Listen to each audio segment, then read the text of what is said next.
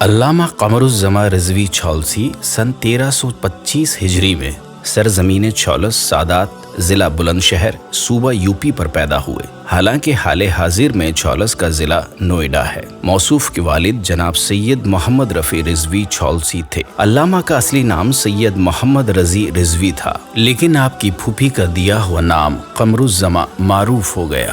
موصوف کی عمر 5 سال تھی کہ مادر گرامی کے سایہ عطوفت سے محروم ہو گئے اور اپنی دادی کے زیر سایہ تربیت پائی۔ آپ کی ابتدائی تعلیم چھولس سادات میں انجام پائی اور سن 1918 عیسوی میں منصبیہ عربک کالج میرٹھ کا رخ کیا۔ وہاں رہ کر بزرگ اساتذہ کی خدمت میں زانو ادب طے کیے، جن میں سے یوسف الملت آیت اللہ سید یوسف حسین امروہوی، آیت اللہ سبط حسین جونپوری وغیرہ کے نام سر فہرست ہیں۔ منصبیہ کے بعد امروہہ کا رخ کیا اور آیت اللہ یوسف حسین امروہوی کے والد محترم الحاج مولانا سید مرتضی حسین کی خدمت میں زانو ادب طے کیے۔ پھر سلطان المدارس لکھنؤ کی جانب سفر کیا اور باقر العلوم آیت اللہ سید محمد باقر، ظہیر الملت مولانا سید ظہور حسین اور نجم الملت آیت اللہ سید نجم الحسن رضوی وغیرہ جیسے بزرگ اساتذہ کی خدمت میں رہ کر تفسیر، حدیث،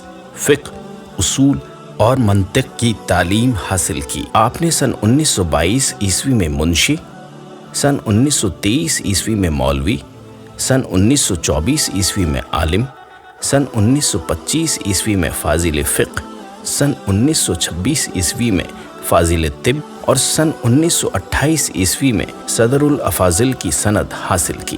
سن 1929 عیسوی میں دوبارہ شہر میرٹھ تشریف لائے، اپنا مکتب کھولا اور بہت کم مدت میں کافی شہرت حاصل کر لی۔ سن 1930 عیسوی میں میٹرک کیا۔ علامہ قمر الزما 17 سال تک مدرسہ منصبیہ میں فلسفہ و منطق کی تدریس کی۔ آپ عرفان و فلسفے میں ماہر تھے۔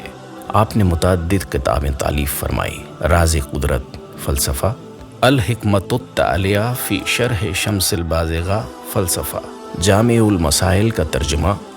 سن 1948 عیسوی میں ہندوستان سے لاہور کی جانب سفر کیا اور وہیں پر زندگی گزارنے لگے۔ دیال سنگھ کالج لاہور میں اسلامی پروفیسر کے عنوان سے پہچانے جاتے تھے۔ آپ کا تخلص قمر تھا۔ آپ نباز ادب تھے، اپنے زمانے کے بہترین شعراء میں شمار کیے جاتے تھے۔